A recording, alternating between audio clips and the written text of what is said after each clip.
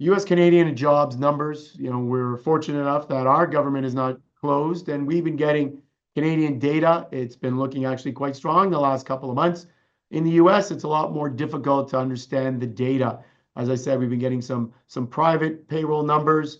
We've been getting some numbers from some other places that normally the U.S. officials don't look towards. We've been listening to what the banks have said, the big banks in the U.S., to give us an indication.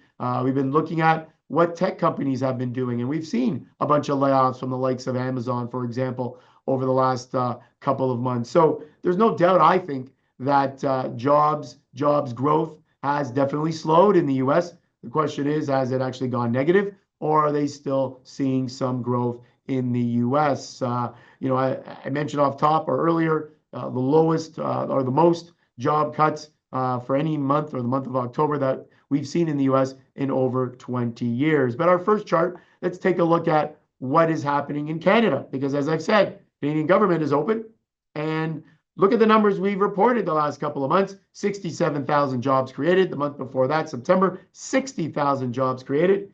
But it's been a bit of a topsy-turvy go, because in the summer, we lost combined in July and August about 107,000 jobs lost for July and August.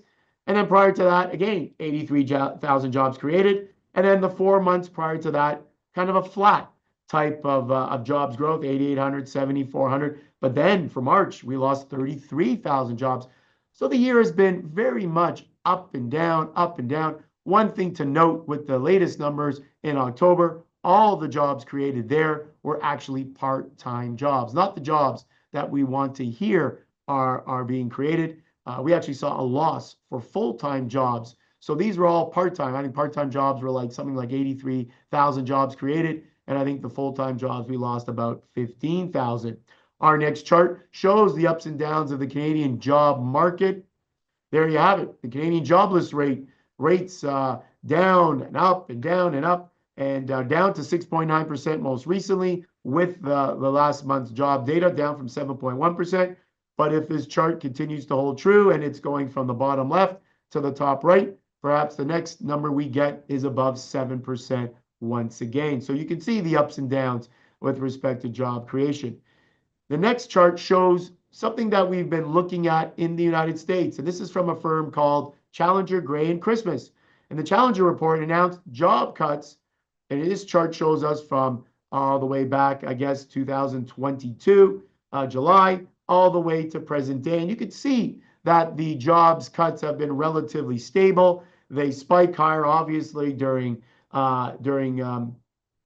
earlier with respect to that could be a lot of things, but I think that was also the same time we saw tariffs and what was going to go on with that. But most recently, on the far right-hand side, you can see that job cuts have once again started to increase. Not a good sign. And again, this is the number that is mentioned when we talk about the largest job cuts that we've seen in 20 years in the U.S. So overall, again, going back to what the Federal Reserve is going to do, going back to what the Bank of Canada is going to do, they're going to continue to look at this jobs data to see what's happening. Hopefully, we can get some new data coming out relatively soon. I'm not sure if we're going to be able to. Hopefully, we can at least get the November data before the December report, before the Fed has to report to us in December and make a decision on interest rates. We're also, as I said, going to get a Bank of Canada decision as well. So hopefully the U.S. government reopens today or tomorrow, and the data can start being collected, and we can see and receive some of this data to help us parse through whether or not the stock market is at the right value, whether or not the Fed needs to be cutting interest rates. All that is definitely data dependent, and hopefully we will get some data in the coming days.